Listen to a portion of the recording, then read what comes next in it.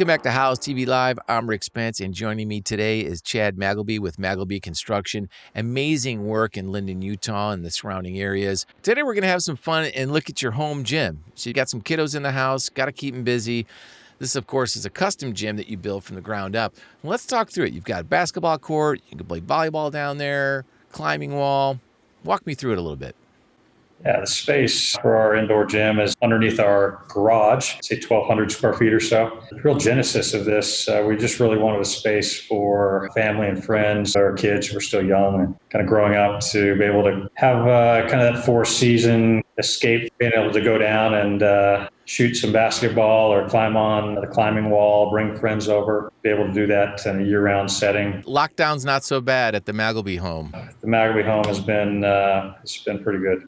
It's not just, in times of quarantine, but I'll hear the basketball bouncing down there at 11:30 or 12 o'clock at night. The kids want to shoot some balls before they call it a night or whatever, or they're bringing friends over. And it's just a great place to hang out and to kind of gather and have a lot of fun. What are we looking at to pull something like this off where you can actually shoot a three-pointer and not hit the ceiling? Yeah, if you really want to kind of do indoor gyms right, you're going to need between 19 and 20 feet clear from the floor to the ceiling. Mm-hmm. It'll give you the height that you need to not be bouncing balls off the ceiling and get that nice three-point arc. How high is the ceiling in this space?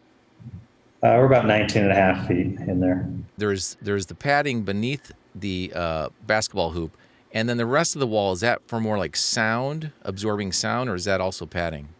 Yeah, so with indoor gyms, the one thing that you have to be really careful of is just how you deal with the sound and sound attenuation through the space. And so if you build a nice rectangle box, the sound just bounces and it's hard to hear yourself think. And so what we typically like to do is come up 10 to 12 feet on the walls with kind of a carpet, something that can absorb the sound. Above that, in this particular gym, I tried something new that we haven't done before. We used an acoustical plaster. So on top of the drywall, there's about 3/8 of an inch of foam that gets troweled on. And then on top of the foam, kind of acoustical foam, they'll put an acoustical plaster that's fairly porous and lets the sound run through and hit that foam surface and kind of absorb the sound. So that's on the upper section of the sports court as well as the ceiling. Gives a nice physical appearance.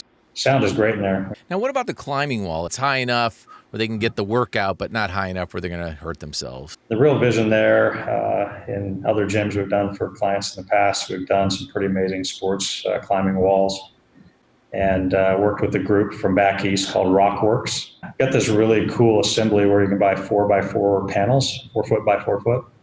And they come pre-assembled with all the holds, the anchors, and everything else that are in those. And you just anchor those 4x4 panels onto your wall, and you got a pretty ready-made gym in your basement. Cross climb around the wall, and then drop down to that 16 or 18 inches of pad there. I've got some younger kids in the home, 8, 10, 12-year-olds. Have a great time on these walls. It's high enough for them to get technical with some of the climbs and holds. So you're the cougar in the household? How many cougars we have in the household?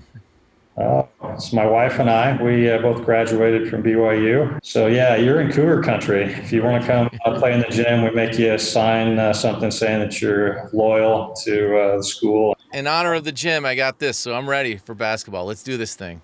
Hey, let's do this. Michigan State. I don't know. That looks like a real locker room. Wanted that gym type feeling. Mm-hmm. It's got a drinking fountain out there, stained concrete floors, and then kind of a glass door that you enter that locker space. I think one of the big things for sports courts for me too is just getting natural light in. And so kind of worked really hard to make this space feel pretty inviting, especially if we're going subterranean with our sports courts. It's easy to have them filled like big black holes underneath garages and stuff. So got a whole window assembly that we kind of planned into the corner of this with a lot of retaining walls and just bring a ton of natural light. So we can be down there really all day long and not have to turn the lights on. It's just a super inviting space. In terms of the lighting, what's the advice there? Because if you put lights in and they're, 19 feet up in the sky, You don't want to be changing those or doing maintenance on them. You also want them probably low power, but you also want them warm enough maybe to match the outdoor light as best you can. What's in this space? Yeah, for this one, we chose to do a low profile LED kind of light. It's something we do in garage spaces, sports courts. Hope I never ever have to change the lights out here. We've got LEDs, should last the span of my entire life, and they're high impact rated, so balls can hit them and they're not going to break on us.